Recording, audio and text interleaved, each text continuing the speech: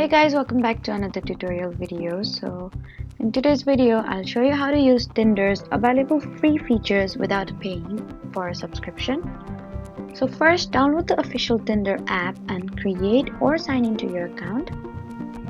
Tinder offers basic features that you can use without purchasing a premium subscription, although the exact limits can vary. Then set up your profile with your photos, bio, and preferences. Then browse profiles and use the free likes available to your account. If you match with someone, you can use Tinder's available messaging features to start a conversation.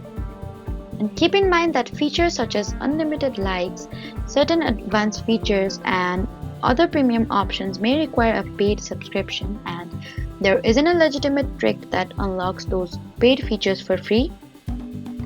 So you need to also avoid modified Tinder apps, hacked versions, or websites promising unlimited likes or free premium access, because they can compromise your account or result in restrictions.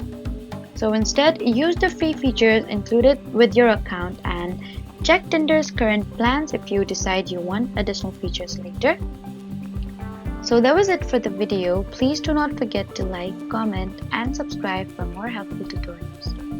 Thank you for watching.